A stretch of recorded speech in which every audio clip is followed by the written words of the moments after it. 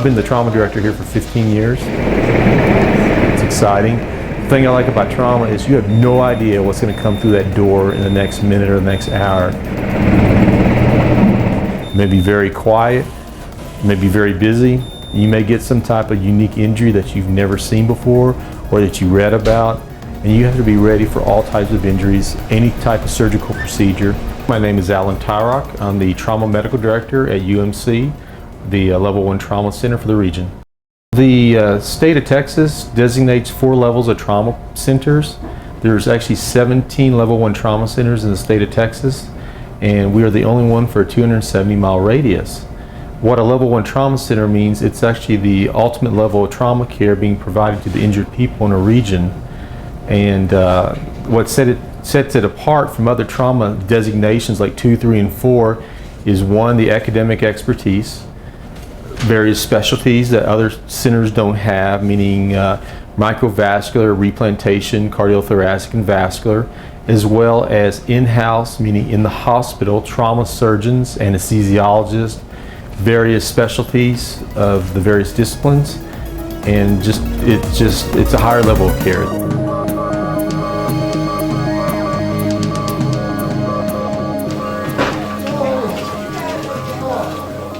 Okay, let's intubate.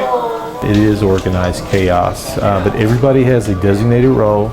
We practice it, we review it, we talk about it at meetings, so everybody knows exactly what they're supposed to do. But if you just watch it, especially a really injured patient, you think, oh my gosh, it's just chaos. But it really is orchestrated chaos. Can we get 100 of subs and 20 of accommodated? What? Oh, it's huge. Look at it.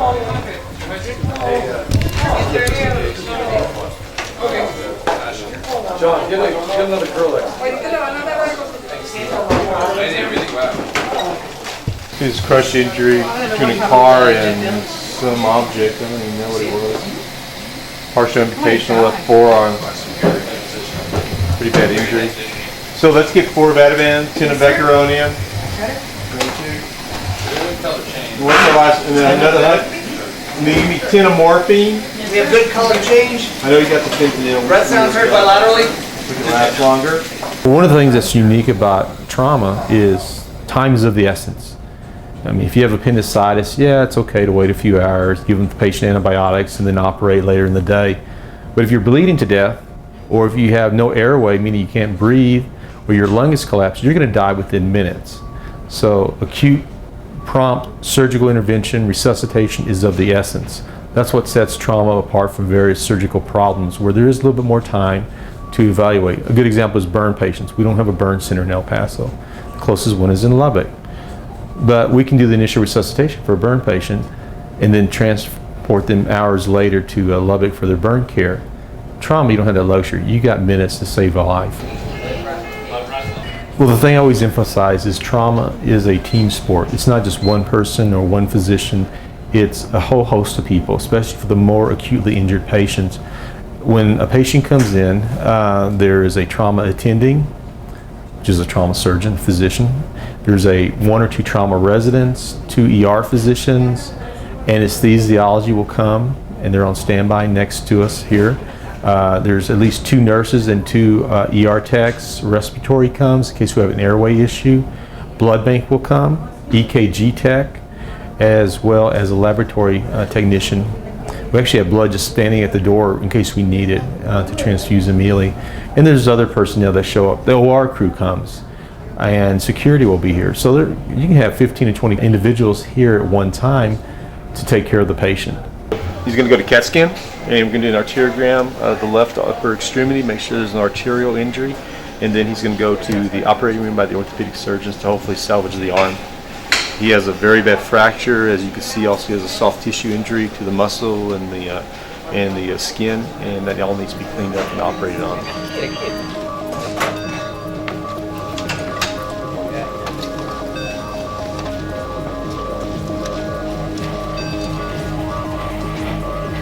We admit about 2,600 to 2,800 trauma patients a year, but trauma visits to the emergency department can be up to about 10,000.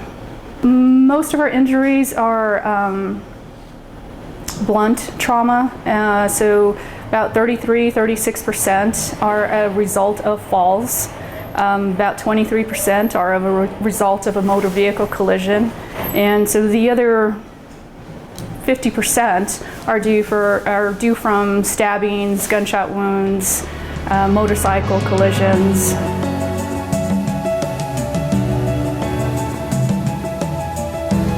The intersection of Trans Mountain and North Desert Boulevard. Police tell ABC7 the 24-year-old Benjamin Stewart was pedaling east on Trans Mountain. Stewart suffered head injuries and remains at Thomason Hospital at this hour. On October the 4th of 2005, after dinner, we tried to reach our son BJ on the phone, and after a number of attempts, we knew he'd been out bicycle riding and we couldn't reach him, and so we took off and started driving. Our younger son told us he had noticed an accident off the freeway at Trans Mountain Road, and so we decided we better go make sure that was not BJ. And so we drove up, and they still had the access road completely closed off, and so my wife Ann and I parked underneath the freeway off the side and climbed up the embankment. And there we found a crumbled bicycle, BJ's bicycle, and the police told us that he had just been taken away, and they were not sure of his condition. They knew that he was in very, very grave condition when he left the scene of the accident. And so we asked where they had taken him, and they told us that he'd been taken to University Medical Center. And so we drove straight down then to the hospital. And candidly, I will tell you that I was concerned. I didn't know that much. I knew it was the county hospital. And I had my own preconceived ideas about a county hospital.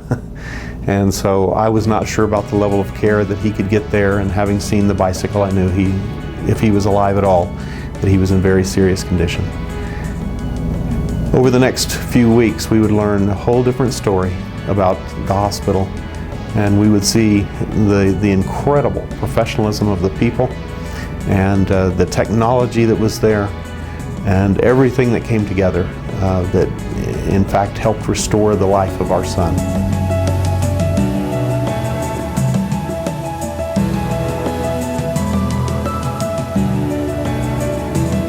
The police told us later that when the SUV hit BJ, it literally just hit him straight on.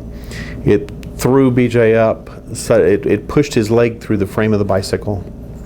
He came off of the bike then at that point, and his head hit and went through the windshield of the SUV.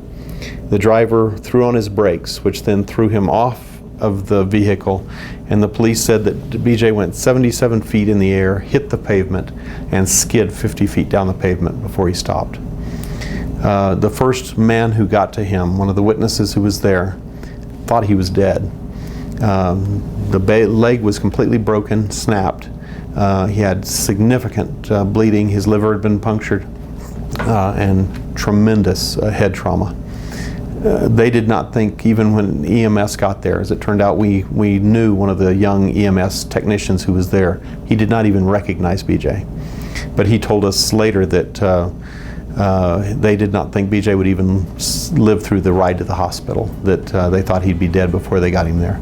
The level of injury was so bad that the doctors even considered that night that if he stabilized, they considered amputating his leg because they felt like that might help him as far as the rest of his recovery. Thankfully, we learned a few days later that one of the doctors insisted that they leave the leg alone and that he would try to restore it, and indeed he did. BJ's leg is just as good as before.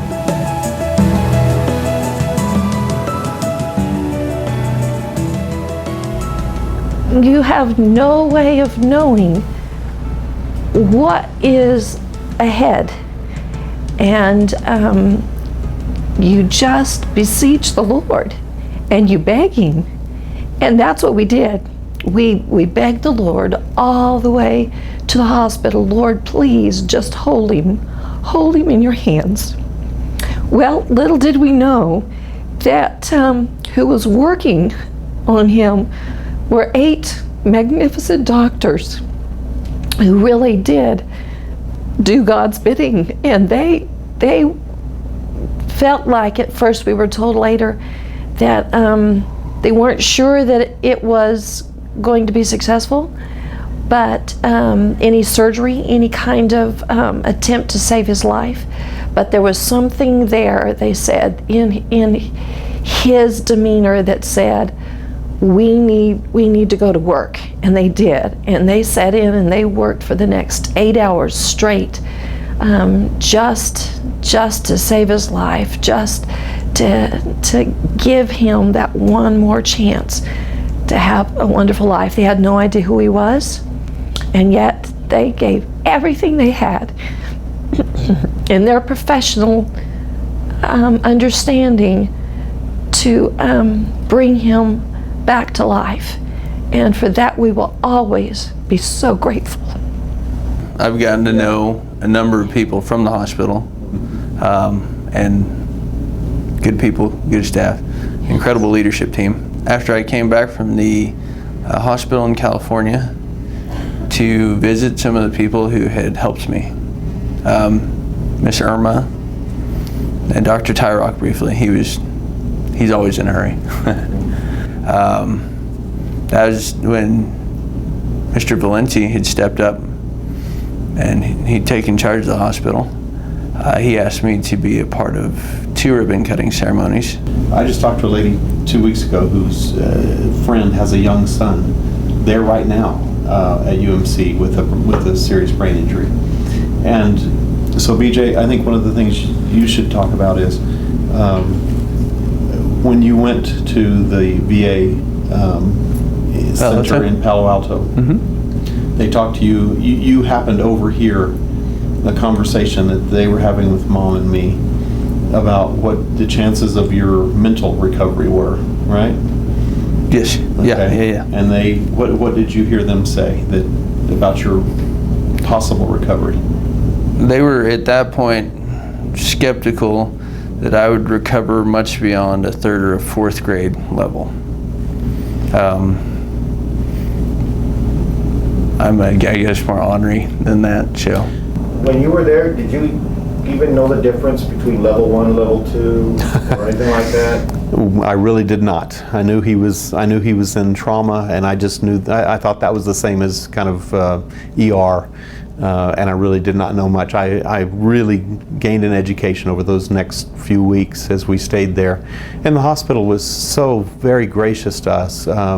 Though he was in trauma care, they recognized that as a part of as he began to recover, and he was in a coma for 6 weeks, but they recognized the value of him having people around him and hearing familiar voices. It had not been that long before that he'd been in a war zone, both in Afghanistan and Iraq. And so they felt like it was important for him to know he was home and to hear familiar voices. And so they were very gracious to let us be with him there in the trauma center, and to have other family members and close friends come in and spend time with him while he was there.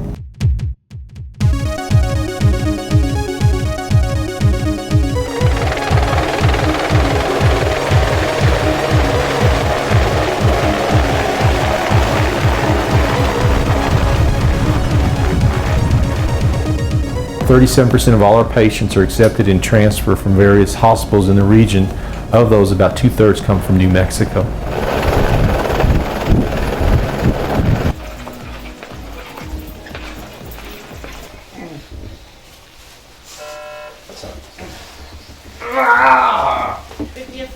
Sorry. Give me a suture. Give me a suture. Direct through of like. So fresh.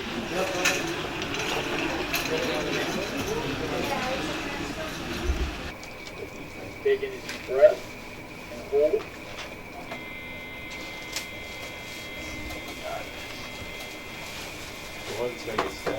That's taking me a while to clean that out, close it. Don't move, sir. You're almost done. Don't move. Don't move. Don't move. To make sure he didn't penetrate the spleen or the stomach or the lung. Yeah, it's still bleeding there. We're done? Yeah, nothing penetrated. No, it just hit the rib cage. Looks like he got one of the intercostal arteries. He's pretty lucky.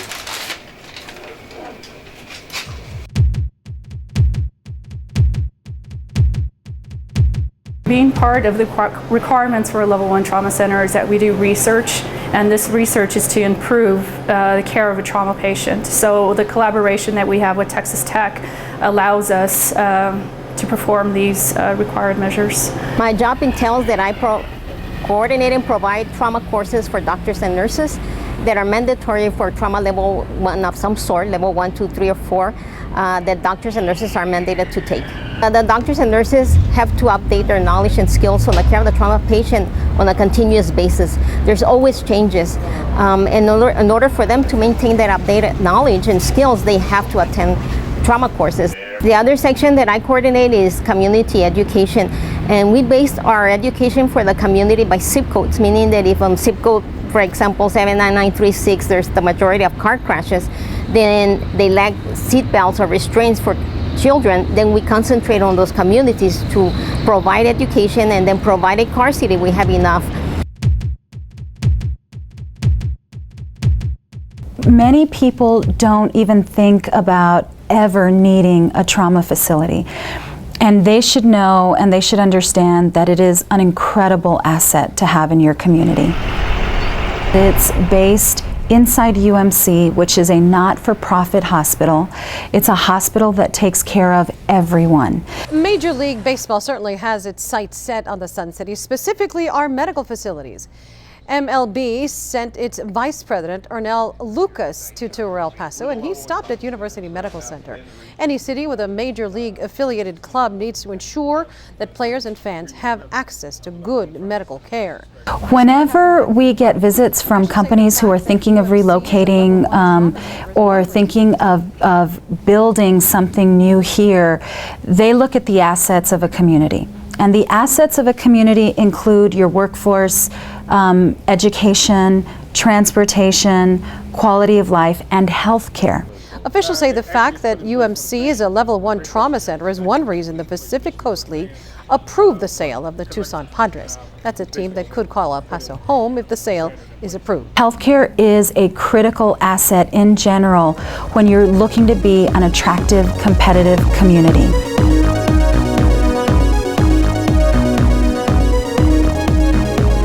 I did not realize until, I guess, later that night or the next day that really was the only place for him to go. I think actually I asked one of the police officers, why did you take him there? And they said, that's exactly where he needs to be. He needs to be at that hospital. That's the only hospital here that has a chance of saving him.